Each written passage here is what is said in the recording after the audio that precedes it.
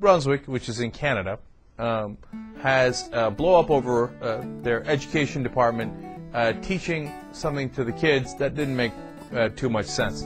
What happened was this classroom in New Brunswick in Canada assigned a project to kids. They say, all right, look, the world's going to explode or implode, it's going to die somehow, and we can only take 3 races on a rocket ship to the new place we're going. Which races would you like to pick?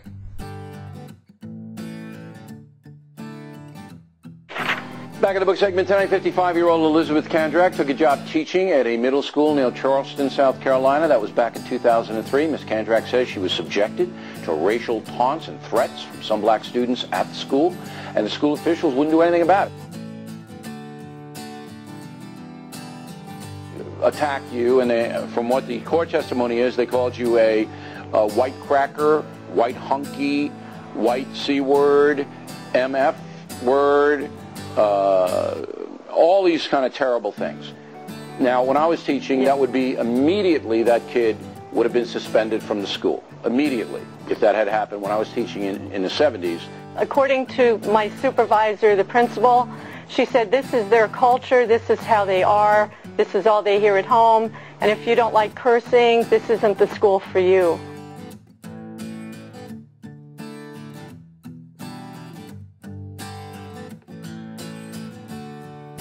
Hi, Parker! Parents like Pamela Grundy watched as busing based on race came to an end in Charlotte 6 years ago. Something called the Choice Plan started. Well, under the Choice Plan, those who could put their kids very quickly into suburban areas. Right away. Right away. Busing ended and people moved their kids right away. Yes, yes. Busing ended. There was a whole new system. Everybody was reassigned. That meant wealthier families moved their children to well-performing schools, and poorer families, mostly black and Latino, stayed where they were. Educators like John Modest call it the resegregation of America's public schools, but this time segregation based on class. I think you saw some white flight and some bright flight. I'm sorry, say it again. What kind of flight? White flight and bright flight, where the black middle class folks were leaving too from the schools. White folk going one direction fast out of town. Middle class black folks. Yeah, they're going too. Right behind. Yeah. Forced school integration programs peaked in 1980. Since then, it has dropped across the country. School districts in North Carolina, Nevada, Delaware, and Wisconsin have seen the sharpest declines. Our writing scores improved by 10. Did you? John Modest is the principal of West Charlotte High School. We have been deemed a low-performing school by the state, but we're improving. In the 1970s, West Charlotte was a national model for school integration, 40% black, 60% white.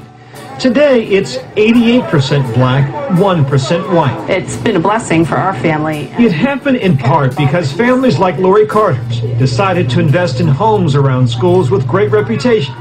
One problem, a lot of families did the same. And with yesterday's Supreme Court decision, a different world that looks a lot like the old one.